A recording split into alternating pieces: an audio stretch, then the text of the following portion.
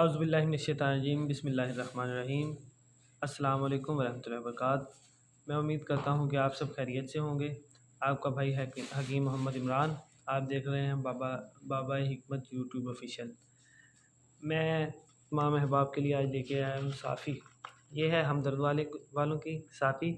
इसके अलावा हम अपना साथ में सफ़ूफ़ साफ़ी इस्तेमाल करवाते हैं। सैफ़ून हमने उसका नाम रखा है। चेहरे को मज़ीद खूबसूरत बनाने के लिए, पिचके गालों के लिए हमारा सफ़ूफ़ है स्पेशली। ये इस्तेमाल होता है चेहरे के कील, महासे, दाग, धब्बे, स्याहियाँ और चेहरे के दाने जो हैं ख़ुसूसी उनके लिए।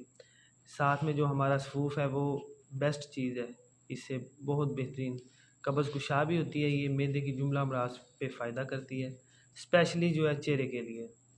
तो इसके अलावा कोई मशवरा हो फ़ी सबिलिल्लाह हमारे लिए, तो मैं आपका भाई हकीम इमरान आपको नीचे अपना व्हाट्सएप नंबर देंगे, उस पे आप देख सकते हैं, रब्ता कर सकते हैं। फ़ी सबिलिल्लाह आपको मशवरा मिलेगा इंशाअल्लाह। तो अपना ख़्याल रखिएगा। फ़ी अमानिल्लाह, अल्लाह हाफ़िज़।